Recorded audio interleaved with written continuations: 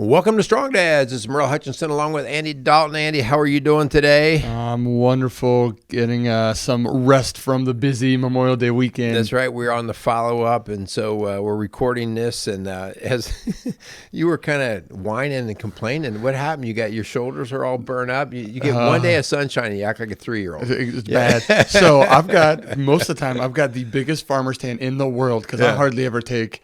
I just don't care. I don't care to be tan anymore. I used to love take a shirt off every chance you get, get dark, get tan. Now I'm like, whatever. And I wore a tank top and it was cool. It was breezy. It was cool. So you didn't even think about it, but the sun was out all day on Monday. Yeah. And I was out all day on Monday. And they are like you are scorched. Oh, like a red lobster, man. Yeah. I was wearing my backpack, walking it in with my computer and stuff, and I'm like, take it off. I'll hold it. Felt like a big old baby. Yeah. All right. Yeah. Did you have a good Memorial Day? It was phenomenal. It was really cool. I was talking to Merrill, if anybody's ever been to Arlington Memorial, but they do a ton of stuff there, and out in Mount Healthy. My mother-in-law works there, and I guess they'll do some more concerts this summer. Okay. And so I was like, I didn't even know this was here, and we're going to come back. Yeah. Very impressed with the staff, and beautiful place. You know, the whole entire gardens was just really fantastic. So loved it. Cool. It's good. Cool. Yeah. Yeah. We went camping and had a good time there. Did you break in that camper yet? Is it good? It is. It's good. It's working well. We had a couple. Well, it got really cool around here. Yeah. I mean, it was like it was the third week of fall or something of October. Yep. And we had the heater actually had to run both nights. The first night I was like, we don't need a heater. And woke up and it was like 52 degrees in the camper. And my daughter was like, can we turn the heater on? I'm like, yeah. If we had a tent, we didn't have. Where's the heater? The guy that I co-teach with, he does basketball reffing and his daughters play. They had a team from Alabama in the tournament they were in. Oh, yeah. They had to stop by the Walmart there, and they said to buy everybody sweatshirts. Nobody brought it. Oh, yeah. And they came up like, is it always this cold up here? Like, it is unreasonably cold right now. But so it's strange. It's strange weather. But anyway, it was good. And wrecked my mountain bike. You were explaining that. Yeah, that was good. Yeah, so that's always humbling. I walked away from it, but which is good. Yeah, but it's one of those when you hit the ground, you know, as you're laying on the ground, and you start feeling your body like, okay, anything out of place? Is everything broken? Any blood? You know, and then finally kind of caught my breath and stuff. And God is probably telling me I need to start to consider a different hobby. I thought they said biking was good for, your joints as you get older. If you're vertical, it's fine. It's when you're laying horizontal on the ground that it doesn't fare too well. Horizontal biking. Yeah. So anyway, we are going to talk today. So Andy is coming on to Rock Solid Families, and he is going to be one of our coaches and working with our men.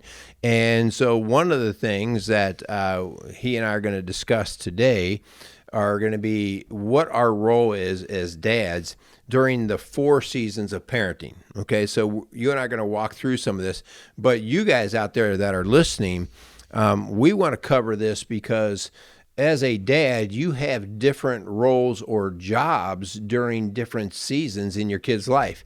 And if you don't recognize the role, you could say, well, I was a good dad, but you're missing out on something that you could or should be doing because it's just like a crop, like in the winter, we're not working with crops. We're working with the equipment that's going to be working with the crops.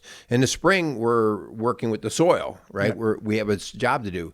And then we plant. And then in the summer, we're talking about weeds and just getting rid of the insects and all that. And then in the fall, we're harvesting, okay? You're working all the time, but they're very different roles. Mm-hmm. And the same thing is happening here with parenting. And if we really just don't get what our specific job is during the season, we miss an opportunity. Yeah. Okay. And so at the end of the day, farmers have produce. They produce their fruit. Yes. As parents, we have produce. In other words, people will measure us by the fruit of our labor, right? And our children are part of that fruit. Oh, yeah. Like what kind of kiddos did we produce, all right? And so we have a lot to do with this, so we're going to explore that. Yeah. I mean, you probably hear this. I mean, I did hear all the time growing up, like, you carry my last name with you. Oh, and that was said quite often, like your last name, which is, you have it on the back of your shirt, your jersey, or whatever. Yeah. And so that was always taught to me, like, you are more than just Andy. You are Andy Dalton and that Dalton family. So yeah. Well, that's the idea of, are you prideful or are you proud? If you're prideful, you think it's all about you. If you're proud, you're reminded that you stand on the shoulders of the people who went before you. Yeah, that's good. Right. So you went to East Central High School. You were proud to go to East Central. That means you're proud of the history of the football program, of the wrestling program, of all the people who built before you, and you got to be part of that. Yes. Versus prideful is, well, the reason why the football team's great is because I'm here. Well, yeah. But during those years, I mean, after, yes, no, I totally get that. Yeah. All right. Before we go any farther, let's thank our sponsors. Let's thank Quality Auto Mart, Casey's Outdoor Solutions. We want to thank all those guys. We want to continue to thank all of you guys out there listening. Please do us a favor and share the show. If you hear something that you think rings a bell with you concerning someone else who might need to hear it, please share it. If we can help in any way, reach out to us at the office at 812-576-7625, because what we do here is we work with moms, dads, men, women, marriages, parenting, the whole deal. Our deal is to try to make the home stronger. So feel free to reach out. All right. You ready? Well, let's get into it. Let's see what happens. What are the ages of your kids? So our oldest is going to turn 8 on Thursday. Okay. We've got a 6-year-old son, and our oldest is a daughter. So our daughter will turn 8 on Thursday. We've got a 6-year-old son, and then we've got a younger daughter. She's 2. She'll be 3 in August. Okay. All right. So of your kids, you've got 2 seasons that you're in right now. Okay. Yep. So the season 1 is from 0, from birth, and we really say from 2 to 3, right? Somewhere in that range. So that's the range. And again, you don't get specific to the day because sometimes people develop differently. Okay. Yes. But the first season is from 0 to about 3 years of age. And we refer to it as the service season. Okay. The service season. The second season, and that's where you have 2 kiddos right now. Yep. The second season goes from about 3 years of age to about 13. And when you and I were talking about that, you're like, well, that's a pretty big span. There's a lot of different characteristics in your kids over those 10 years, right? And there definitely are. But your role stays very similar throughout that. And yours during that role is leadership. Yeah. Okay? Yep. Leadership. And then the third season goes from about 13, and we like to say 18, or the time of emancipation. Finally when your kid is leaving the nest. Okay, so 13 to 18, 21, somewhere in there, and this is a season of mentorship. Okay, this is of mentorship. We're going to talk about what that means. And the fourth season is when we have emancipated. In other words, they're no longer in your house. So it might be 18, 20, 21, and beyond. And this is finally when we get to this phase of, sometimes we might use the word friend, counsel, support, right? That kind of thing. So you could actually, like you and your dad, you and your mom, we could say you're friends now. Yeah. Okay. Nick and Zach, my older, we would say we're friends now. Yeah. Okay. And so that's a totally different handling of that relationship. Yeah. Okay. All right. So tell me, like, your 2-year-old. Sure. So what do you spend most of your time doing with your 2-year-old?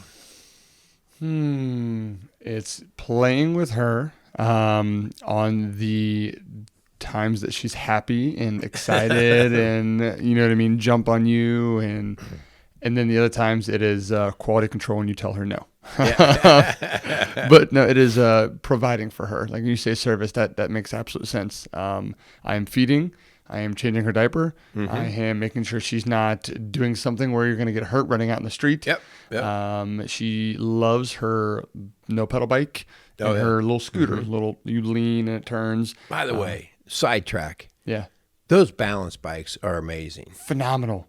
That's just like the dumbest idea that should have been born a long time ago. Yeah. All Nick's kids, our oldest son, they were all fully riding a pedal bike before the age of 3 because of those balance bikes. Yeah. At 2, they were starting to push that stupid thing around, and we were like legs up and learning to balance. Yep. Versus, with training wheels, you never learn to balance, so you finally take the stupid training wheels off, and the balance is what throws the kid off and scares them. Yep. And so all of Nick's kids were riding like champs. I mean, by the time they were 2.5, 3 years old, they're just burning up a pedal bike like it's nothing. Yeah. Our 2-year-old is closer to riding a bike than our 6-year-old is right now. Just because he doesn't, you're right. He doesn't like that. He likes, actually, he's got like this little kind of like tricycle thing that he'll motor on. Yeah. Yeah. He does that because it's closer to the ground for him. It doesn't like, because he's never been interested in being up that high. He's too tall, and so he needs like a 20-inch bike. And he's like, I feel like I'm gonna fall over in this thing. Too tall, yeah. And Millie's just like running laps around him, and he's like, anyways, that's right. So sidetrack. Service. That when I read this seasons of parenting, I thought seasons of our kids. We're gonna talk about our kids, like 3 to 13. There's like 4 different ages our kids go through in that time. But us as a parent, I'm just now like clicking in place. When you were talking, I was like, well, this did not click when I first read through. It is, service. I am, and 2, like for our 2-year-old, she is just getting to the phase where she's understanding that we are not one. Mommy and daddy are not Millie. So it is, she has some of that independence, but then it's like independence, come with. And so she wants to go do it, but she wants you there with her. Yeah. So that is, service is a really good word for that. Yeah. So you guys out there listening, in the first season, you are, and get over yourself, because this is where you're going to first learn how to die to yourself as a parent. This is one of the shell shockers with your first kid, when you realize, I do have to be available to change a diaper, to put a kid down when they're crying. I mean, you are the servant to the child then in season 1, okay? And so they can't feed themselves. They can't change their diaper. They can't even communicate with you. And so you have to even learn how to read their language of, is that a I'm hungry cry, or is that a I am a wet, dirty diaper cry? Or it's the 2:00 in the morning, she just wants to cry, and you have to be, you can't get mad like I used to in the first 2. I'd get frustrated. Like, what can I do? I want to do something. I want to fix. I just have to hold. Yeah. And I finally, it took me to the 3rd child to realize, like, I'm not here for anything more than, my dad is here. You got it. Yeah. So that's the service phase. So the reason why, guys, this conversation is important is because when you know your job versus when you're trying to figure out your job, when you know your job, you can do is just what you just said there. You go, no, like, I'm just supposed to hold her. Yep. That, like, I don't have to fight this. I don't have to be frustrated. I just need to be here. Yep. Okay. So it really makes your world easier when you understand what your role is there. Okay. Yep. All right. So season 2. So you actually talked, Millie is over 2 now, right? She's okay. Well, she'll be 3 in August. Okay. So she's pushing the envelope, right? So between 2 and 3, there's a phrase that we've used for this period of time called the terrible 2s, right? Terrific? Terrible? Yeah. No, I think I just said terrible. And so, what happens during this season 2 is, and you have to understand this, like, we don't hold this against the child. They discovered the most important thing in their life, they think, and that is them. They can actually start to feel things. They can actually use some language, and they can actually see how they can start to manipulate the world, or have the world manipulated on their behalf. Right? And so that you will hear words like me, no, mine, right? And there's, here we go. Okay. So it is one of the most selfish times in a kid's life. Right? So our job switches from being service. In fact, it has to switch. If you really want to mess up a child, keep serving them through the 3, 4, 5, 6, 7. And when I say it doesn't mean we don't ever serve them, but if you are their primary servant and you're doing everything for them, you will create a monster. Yes, you will. Yes, you will. Yeah. So our job is to lead them now into service. Right. And so what that means is you are going to show them and role model for them what it looks like to start to become a servant. Remember, so Christ said, he said, I did not come here to be served, but to serve. And so we are starting to transition between the ages of 2 and 3 for them just to get the picture of what it would look like for them to serve. So you might say to little Millie now, that, hey, babe, your toys are all over the place. We need to get these cleaned up. Help me put them back in your toy box. Okay? where you're leading it, but she's going to contribute to it. Yeah. And it's the sometimes the fast, lazy way is to say, man, this room's a mess. Millie, go in there and go get yourself something or whatever, I'll clean up the toys because I can do it faster. Yeah. Right. Yeah. But our job here is to say, nope, you help contribute to it. Yeah. Right. Yeah. Is Millie much of a helper? She does. Yeah. She doesn't like doing it. Depends on her. Like if Oakley and KJ are doing it, she'll help out without even being told. Yeah. She'll just start putting stuff away because they're doing it. So she's like, "Oh, you guys are doing it. I'm joining in. I'm going to follow big brother and big sister."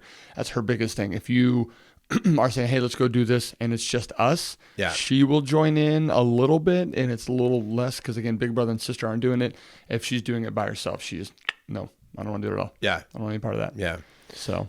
Yeah, and so then your other kids who are in the middle of season 2, okay, they should be full blown at this point into knowing some of their responsibilities. The expectations, yep. Yeah, and so the expectations as we get into the 5, 6, 7, 8-year-old is they actually should have chores. Yes. They should have the responsibility because now we're trying to teach them, we're leading them into service. So we want to lead them into knowing how to contribute to the welfare of the house. Yes. Right? Yep. So, this is a big old house. We all got to take care of it. So, you need to clean your room just like we have to clean our room. Yep. If you're going in every day to your 7 or 8-year-old and you're making their bed and you're doing all of their stuff, well, why would they not like that? Yep. Right? This is great. I don't have to do anything and have a maid, for lack of better words, come in and clean my stuff. Yeah. For free. Yeah.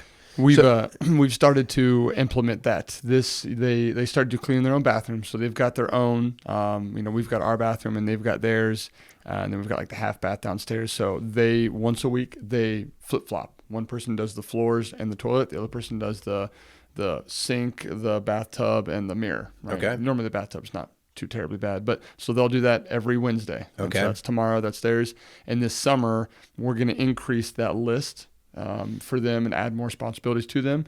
And then we wanted to be able to also, because I just took this idea from somebody else, how to manage money a little better. And so they were saying you've got to find that balance between, you rewarding them for doing something, but like just giving them responsibility. But we're going to go and say, here's your allowance for, whatever the case is. And then we're going to split that up into different, this money is spending money in this envelope. This envelope is savings. This envelope is X, Y, and Z. And so the kids know how to steward their finances. Yeah. That's a part of the expectation we want our kids to know and have that ability. That's a lot of the John Ramsey financial peace program right there. Yeah. And so there's a reason for that. And it's not just so that the kids have some money. It's that they start to learn that they can manage the money instead of the money managing them. Yep. Yeah. Tithing too. We didn't have that as something we grew up in and ingrained in our DNA is like, oh, we got paid X number, 10% immediately tithe.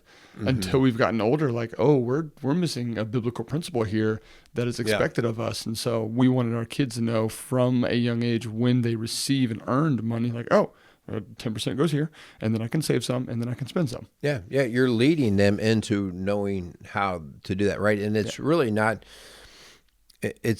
We could fight and argue all day long about the 10%. It's really about leading them into a heart of charity. A teaching like in our DNA, as you said, like we learn to give what's been given to us. Yes. So it's just another great time for us to do that. Yeah, absolutely.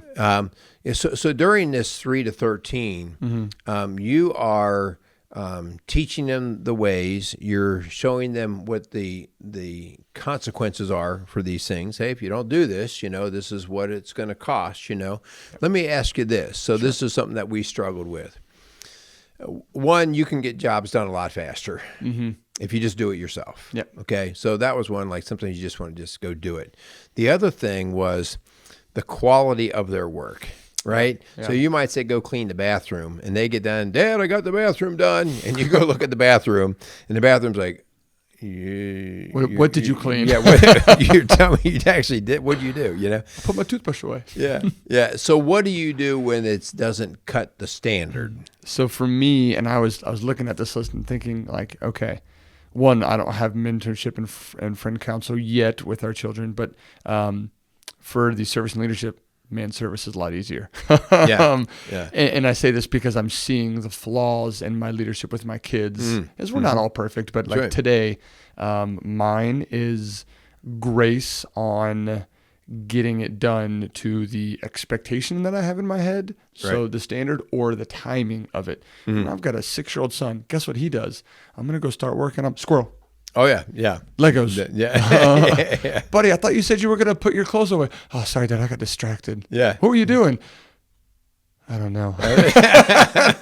Like, there's nothing in his room. Like, okay. And he is, so like to me, I get my frustrations. Oakley, who's, she's 8, but girls mature way faster than boys. And I've known that. I studied that in college. But to put it into like, you should know this already. I don't know how many times I told you about cleaning your room and you don't clean your room and you've got.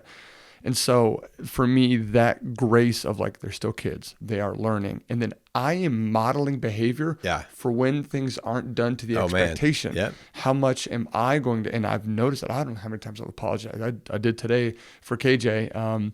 He was doing something and like, I don't think I consoled him the right way. I was like, I'm sorry, buddy, that I didn't console you. He didn't draw Dogman the right way. From the back of his Dogman book, it shows you how to draw it out. And he was crying and I was like, buddy, this is not something to cry about. And so, but the way that like we were conversing back and forth, like teaching him, like there are good reasons to cry. This may not be one of them. But how then do you ask for help instead of just sitting there crying, waiting for me to come to you? And so all of these, like, that's just so much packed into that 10-year period of leadership, of modeling it for them, walking them through it a couple of times. What's that model? I do, you watch. Right. You do, I watch, and then you do, and then I walk away. Right. That's so good. We are in the middle of the, I am watching you do it. And we've already modeled most of the behaviors. So, and reviewing those because they're kids, like, all right, I got to have grace. You're 6 years old, dude. I got to remember that you're probably not going to remember every lesson I taught you. Yeah, those are great points. So the idea here is your kids typically are not going to meet the standard initially. And oftentimes, when we get frustrated and we just go, whatever, I'll do it myself. We end up getting a big gap in our parenting because they fall away from it. You continue to do it. And next thing you know, they are 14, 15 years old. And you're like, they've never been able to clean their room well. And, so part of our deal is knowing who our kid is and how to address it. If they're not doing what we want, we're probably not doing a very good job of teaching it and then expecting it and then enforcing it. Okay. And so like you're referring to your son there, one of the things that you can do is so that you don't have to keep beating it down. Like, we've shown you how to do this. Get the room done once to get it done up right the way you want it. Okay. Take a picture. Take a picture of the things that matter, right? Maybe the door is closed on the closet. Maybe the shoes are where they're supposed to be. Maybe, okay? So take a picture of the what is reasonably acceptable. And always age appropriate, okay? And then hang that up in the room. That's good. And then you can say, so buddy, it's time for you to clean your room. Remember, here's the pictures. This is what a clean room looks like. So you got to make sure these things here, or at least to that, okay? That'll be good for a lot of kids. With my ADHD kids, you got to go one step farther. You've got to say, okay, buddy, here's what the room needs to look like. It's 8:30 in the morning. I need this room looking like this. And even if they can't tell time, you can always lay it out on the clock, okay? And so when the hands look like this, I'm coming in and I'm going to check the room. And it needs to be done. And the reason why we have to have a time frame is because of squirrels. Because they have to see that, and there's an impending time frame here that we have to work on. So if you just say, hey, I need this room cleaned up today. Guess what an ADHD kid and even a non-ADHD kid will do? Some will be cleaned, and then one of the toys they went to put away, they started playing with. And like, Dad, I got the clothes put away, but the toys?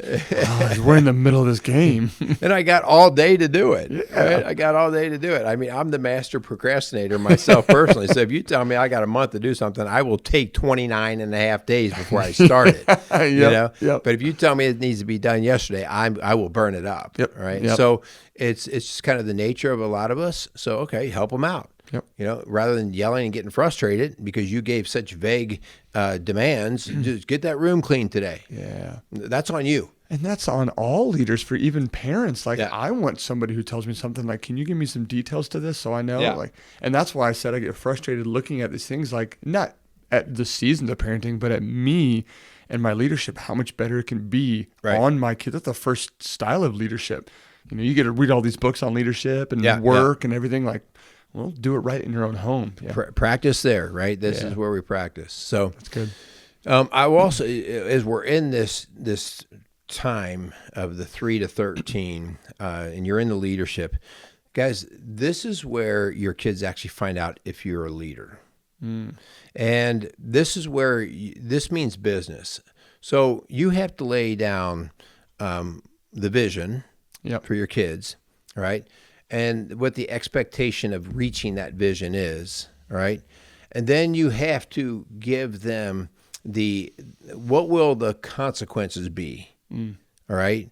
Good or bad, what will they be if it's met or not met? Yeah. Because I compare this all the time to speed limits on the interstate, okay? If I don't know the speed limit because there's no signs posted anywhere, I'm going to drive however my little heart desires, right? Mm-hmm. Even if they post a speed limit sign, even if they post it, but I've heard nobody ever gets a ticket on this interstate. Yeah. Or I've experienced, I've been driving this interstate for 20 years at all kinds of speeds, and I've never had a ticket. Yeah. I quickly realized there's no substance behind it. And so I will do my own thing. I'll please my own flesh, right? So whether you like it or not, this is where the discipline actually starts to come in. We hear people all the time come in and say, I discipline my kids. I mean, it's part of what I do every day. And I ask how they do that. And, I tell them 100 different times. I got to tell them to clean up the room. You tell them how many times? I swear 100 times I tell them, you're not disciplining. Yeah, you're not a leader because there's no enforcement. They really know that they're leading the home. Yeah. Even if they can't put that into the words, they know that they're going to do what they want to do. They're leading their own way. Yeah. So the enforcement here is critical in the leadership role, so that they know that you mean business. Yes. And this is not about punishing and beating your kids down. It's about like, listen, bud, I need this room cleaned up. Here's what it looks like. I need it done by 9 o'clock. If it's not done by 9 o'clock, okay, but you're not going to get to go to your little buddy's house to play Nintendo or whatever, okay? This afternoon, okay? Oh. Yeah. If it's none of that is done this afternoon, he is not going to his buddy's house, okay? He has to experience that so that he knows the leader in my home means business. Does that make sense? Yeah, you got to have something tangible that they can see that there is and for us, it's every decision has some sort of consequences, good or bad, right? And so for us right now, we're working with him on his pickiness. He only likes the 5 main food groups. Yeah. Hot soup, that's ramen. Purple sandwich, that's peanut butter and jelly. Right? the 5 main food group. Hot dogs. And so tonight... Chicken nuggets. He actually got away from chicken nuggets. Really? Okay. And mac and cheese, not a big fan of. Really? Oh, yeah. Okay. Is he American? And so, like tonight, Catherine cooked tacos. Okay. Like, hey, he knows this. Like, okay, if she cooks a meal, we eat what's cooked. Yeah. That's what we do. Everybody eats what's cooked. If it is leftovers, there's leftover taco meat. I love leftover taco meat. So like I ask her, can you please make more than what's needed? Because the next day, like, I don't know, it just sits in the juices a little longer. Anyways, easy to cook too, or the warm up. And so if it's a meal where it's leftovers or kind of fend for yourself, like, all right, we got turkey sandwiches, we can make you a hot dog, we can make like, so in that case, like, all right, what would you like? And then he's getting to the point where he's making it himself too. There you go. Show me how you make a peanut butter and jelly, and he'll make it. But on the nights like tonight, and tonight was cooking, he's like, hey, Dad, could I get a hot dog? I was like, no. What do you mean no? I was like, well, did Mom cook? Oh, yeah. And so the consequences for him for what we've done, if you don't want it, you get like one fruit alternative or you don't eat. Yeah. And he's gone to bed hungry a couple times because he has chosen, like, you don't have to eat. We are not forcing you to eat this food. Right. But because we are going to honor mom's cooking. And if and what I want them to know too is if they go eat at somebody else's house, you're not be like, thanks for making the steak, but actually can I have chicken? Can you cook this chicken? Like, you're not going to do that. Yeah. And so he has gone to bed hungry multiple times because he knows the consequences for my action are I don't eat. And so he's like, okay, I'll make that choice. All right, you know that. Yeah, you used the perfect word there. You said we are going to honor mom's work, her cooking. Mm-hmm. We're trying to teach them it's not all about you, buddy. Yep. There's other people that served you. And so out of respect for them, we're going to give that back. And so, again, guys, the reason why these are, some of you might be listening going, I think you're making a bigger deal. Guys, this is easy to make these kind of deals so you don't have to make them later when they are a teenager or older and you're wondering why you've got a narcissistic, spoiled brat, okay? Yeah. So this is why we want to plant these seeds and harvest it earlier on this type of stuff. So don't minimize what we're talking about here. Like this is actually where the easy training can take place. And I think the biggest thing we've seen from friends or other people who have struggles is follow through. Is they'll have really, really awesome. That's a great idea. That's so simple and easy. Right. And then something happens where they just have an off night, whatever the case is. Somebody has to work late. They've got to go do something else. Like, okay, that's fine. It happens every single time, right? It storms outside, and so you guys go play outside and whatever. And then the next day they're back in their routine and they don't follow through with it. Yep. Or it gets tough and the kid starts buckling in with it. Like, it'd be so much easier just to say yes. It'd be so much easier just to give them a screen instead of following through and saying, no, we're not doing this. And that is, from what we've seen on our friends, the struggle is, it's just tough continually saying no to, like, when you set the rules, you got to follow through with them. Yeah. And just because it'll pay big dividends down the road. That's what this is all about. Yes. So let's move into the next season. So the next season is at 13 to 18. So this is really, we're getting them ready to go out of the house, whether they go to work, military, college, whatever. We're getting them prepared. And so this is actually a critical stage because Lynn and I always teach, if you really want to get things started on the right foot, before your kids are even born, the two of you should come to a decision on what kind of people do you want to put out into the real world. Yeah. All right? And you will name those characteristics. When my kid's 21 and he leaves the nest, all right, you will say, I want him to be a person of integrity. Yep. I want him to be hardworking. I want him to have faith. I want him to be honest. You'll name these characteristic traits we call values, okay? This is what I'm shooting for. This is a target. Through all the seasons, this is what I'm shooting for, because in season 3, the mentoring season, you're actually getting ready to see how close you're getting your kid to what you want it to produce for the benefit of them and society. Yeah. All right. So in the mentorship phase of 3 to 18, now we're giving them some freedom. Okay. We're giving them some freedom, but we're putting them to the test. Okay. We're basically seeing, well, okay, remember that trust and honesty and all those things we talked about. How are you doing with that? All right.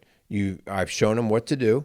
Yep. I'm going to let them go out and experiment and do. And when they do well, I'm going to praise the daylights at them, right? Those pats on the back. Hey, great job, man. When they mess it up, if you have a kid, you coach football. Yep. If you have a kid who keeps doing a technique, a play wrong, what do you do with that as a coach? You got to get somebody else in. Yeah. But you've got to, you get somebody else in, like you've lost your opportunity to play. I've got to teach it differently because you've messed up. I messed up somewhere in my initial way of teaching you. Yeah. Or now it's like, all right, I'm getting mad. I'm frustrated. I'm yelling. I'm screaming at them. You're messing up. Yeah, pointing out to them, like, you're not doing this. Well, I don't know what else can I do to show you to. Yeah, bottom line is you've got to show them where they're running short in that area. Yeah. And hopefully we're not going to replace our kids, right? I got a guy here on the bench getting ready to come in and take your job. There's a backup KJ. You know what? If I see that room like that again, I'm getting my other kid out here, right? But I was thinking, the most important thing to a football player is playing time. Yeah. You ain't playing then. Right? Don't do it right or don't play. Yeah. So KJ, do it right or you are no. Well, or you're not getting the privileges, because playing is a privilege on the football team. team. that's what you're but working also, there's all kinds of privilege that comes with our kiddos, right? And so this is where we carry out that mentorship, because we're setting up now the expectation, and we're saying, hey, if this is what you want, then this is what I'm going to hold you to, okay? Yeah. And this is what we're wanting for you. So this is a time where we do want our kids to get out and play. You can't go on the football field and play the play for your football player. Yeah. You can only take him into practice, and you can drill and you can show, but at the end of the day, they have to get out there and they have to do it. They have to fail. They have to fail, and you have to let them fail, right? If you have a football player who screws something up and you immediately jerk him out, his confidence shot. He's done, right? And you really you avoided a great opportunity, right? If you put him back in and you gave him a few tools, you can actually get him to a whole new level of player. Oh, yeah. So this is a critical time of you teaching him and bringing him back up. And so this is where your kids still need that discipline, but they need that reassurance. Like, the last thing you want to do is look at a 15-year-old and say, you're just an idiot, loser, you're never going to amount to anything. Because those words sink heavy in a kid's mind at that age. Yeah. You really have to go, listen, bud, that's not working out the way we want it to. Let's go back to work and see what we need to do. Yeah. Right. And that's something I say at the very beginning of training camp. I tell kids, I'm like, you're going to fail. Like Football Reference, you are going to mess up. It's not a matter of if, it is when. Yeah. And can you, from that, not get so upset? Like, I used to punch the ground, like, oh, I made a mistake. And like, I was so far in the past, I never moved forward to the next play. Yeah. So like, we have this motto, like, what's the most important play? The next play. Yeah. In any time, and in the middle of the drive, I would hear kids say it, what's the most important play? And then other kids would echo, the next play. If they got a first down or they got a big play, like, go to the next play. Yeah. And so for us, like, I beat from day one, I want you to actually, please make a mistake. Yeah. Because how do you learn? Yeah. You learn by doing, and then from that doing, then now I know how to not do that mistake next time. Yeah. Yeah. And so like, I want That's to. good. And that's good. I've actually thought about that with kids. We were talking about that with somebody else. Somebody was talking about their kids. They went through something within friendships and got burned and hurt and whatever. And like, I'll never let my kids go through that. I'm like, I don't know if you can say that. Our kids are going to get hurt by somebody else in some fashion. Everybody does. Yeah. But I don't think it's that part you're avoiding. It's, okay, how can I better equip them to move forward after that, or be there to lead them through, like, okay, this is tough and I'm sorry you went through this. Let's talk about how we can, pick ourselves back up again. Yeah. Every kid is different too. You used to get upset and pound the ground and beat yourself up about your mistake. Yep. And some kids don't. They give themselves a pass. Well, everybody screws up. And so they almost take it too lightly. So it depends on your kid. Some kids, you got to go, no, I need you to feel a litof bit of this pain. I need you to be upset with yourself a bit. Other kids, you got to go like, okay, dude, no, you're done beating yourself up. We got to move on. So we kind of have a rule. I call it game film day. Right. Okay. And so, in the NFL, we play football on Sunday. Yep. And on Monday, across the entire league, everybody is watching game film. Yep. And on game film Mondays, we get to beat each other up. Yep. We get to get cussed out by the coaches. Yep. We get to get reminded as to how we screwed up. We also get to get encouraged, like, man, you handled that like no one's business, Yep. But Monday is where that ends. And move forward. You got to move forward. 24-hour rule.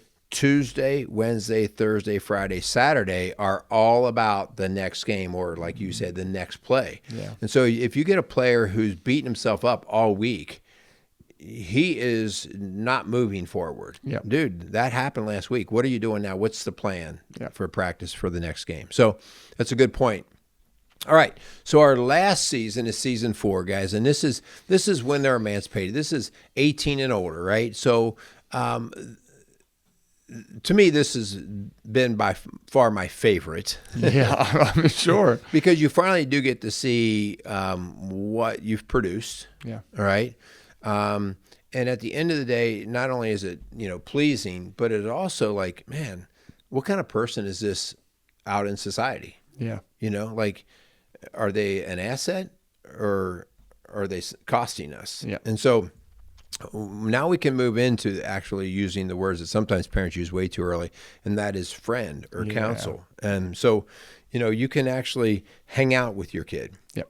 You can, we're getting ready this next week to go visit our older son, Nick, and I will not be fathering him.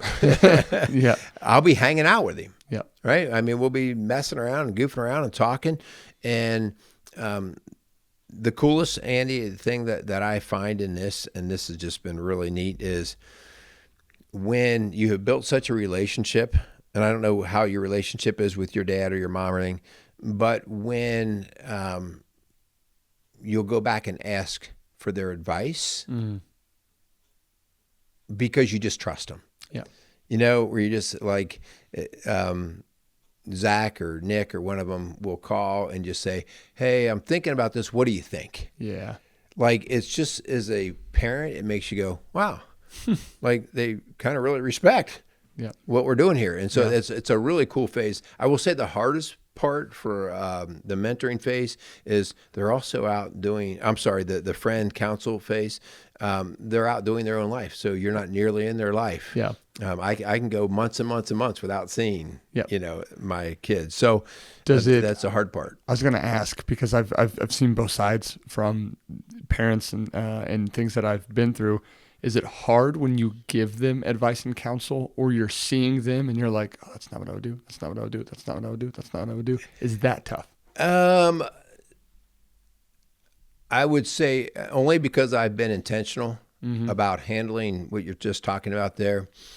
All you guys have heard me say this. We have a rule in our house with adults, and actually coming into late teens and older, you don't give advice unless it's asked for. That's good. You don't, really and so with our older kids, I don't give it. But I could see, oh man, what are they getting ready to do? But if they're not asking me, then my job is keep my mouth shut. You know, outside of an emergency or something, like I see a train actually getting ready to hit them. Because then you think you're helping them, but it's really all about you feeling necessary. Yes, man, if they just would do what I have in mind. Yeah. I would have told them. No, that's all about you. Yeah. Okay. Yeah. And so even though they may be adult in age, they still need to learn how they're going to learn. Yeah. And so, there's definitely times where our older boys maybe have done things where I'm like, I don't know if I would have done it that way. But guess what? It doesn't matter. No. Because I'm not living their life. Yep. You know, I'm not going to pay their bills. I'm not going to, you know, I am sure that I did things that my parents and Linda's parents said, what are they doing? I would not have done that. Yeah, I would have not done that. I'm probably still doing those things. But that's not the point. The point is they're adults. They will handle their own consequences, their own rewards. They'll handle that. So anyway. I've been in both sides where I've seen people giving like, hey, I think you should do this. Why aren't you listening to my advice? Yeah. And I'm not saying anything unless you ask for it. And they've even said to the point of like, do you want me to tell you the truth? Like, I'll tell you what I think, but only if you want me to.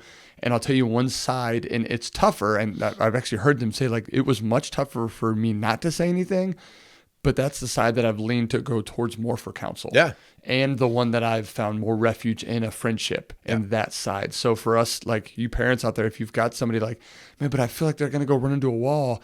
Well, the side that didn't say anything to me actually, as I got older, lent me to, actually, I kind of want to go and ask that advice more than the other side. 100%. You guys, I hope you heard what he said there, because that's actually the truth of the matter.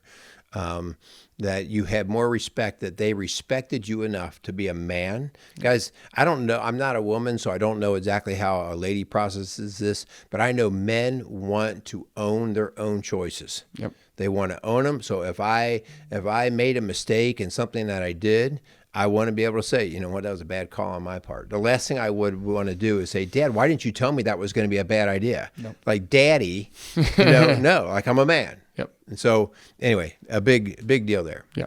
All right. So we just walked through the 4 seasons and our role, our responsibility as men. Yep. Any thoughts? Any questions? I think it's good. One, this is the first time I've heard these 4 seasons. And so for many of you out there, if this is your first time, I encourage you to think about, like I'm thinking mentorship, friend counsel, like, all right, those 2 stages that I'm getting into, and then how I can revamp my leadership stage that I'm in the middle of right now. And I know it's not too late. They're in the middle of it, but I know that I've got a lot more that I can do and help them to be better people within society. Yeah.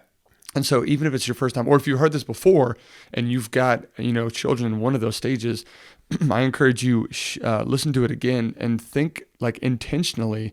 And I'm big on that. Let's be intentional. What can I do within this stage, this season, to better help my kids to get to the point where they are producing really good fruit? Yeah. And that's ultimately, they're blessed by that, and everybody around them is blessed by that. Exactly. So, all right, guys, hopefully this was helpful to you. If you have any questions or statements, please reach out. You can get me at hutch@rocksolidfamilies.org. Andy will be having an email soon. Yeah. You don't have one yet, do you? I don't have one yet. All right. So he'll be getting one soon. I'm sure it'll probably be Andy@rocksolidfamilies.com. Better Dalton. Everybody calls me Dalton. Dalton, okay. Everybody just says Dalton. We can set up any way you want, but it's not officially set up yet, so it'll be coming. Or again, you can reach our office at 812-576-7625. Guys, check out the rocksolidfamily.org website. You can see all of the different classes that we're teaching in the different areas. You can check out our newsletter. You can check out our blogs. You can check out all of our podcasts. We have, now in the neighborhood of between the two shows, we probably over 600 shows. That's awesome. That's a lot of shows. That is a lot of shows. Yeah. So that's a lot of knowledge out there, guys. Well, I don't know. Dig into that. It's one bit at a time, that's for sure. So if there's anything that we can do to help you guys, that's our job. We want to be able to do that. We're looking for better families, and we know that the way through that is often through our dads. And so that's why we're reaching out to make better dads. Yeah. So you got any last words? No, I think this is wonderful. I'm just excited for what the Lord's doing and how, we can better our families and what that ripple effect can do to our communities. Yeah, that's where it's going. Yeah. All right, so go out there and be a strong dad.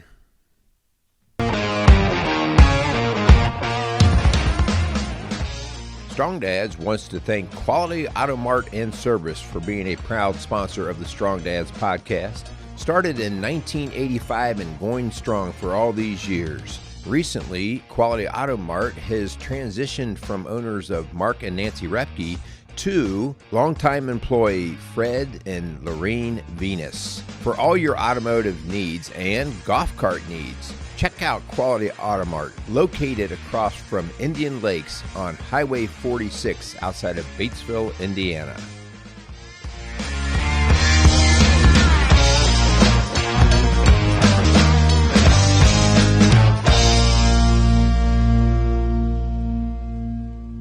Casey's is a premier garden center and gift shop located in Lawrenceburg, Indiana. Casey's offers a wide selection of plants, landscaping materials, home and garden decor, and gifts for every occasion. Casey's is committed to providing exceptional service, a unique shopping experience, and value to every customer. Stop in and see what makes Casey's so unique. Located at 21481 State Line Road, Lawrenceburg, Indiana, or call 812-537-3800. Let Casey's help you add beauty to your home.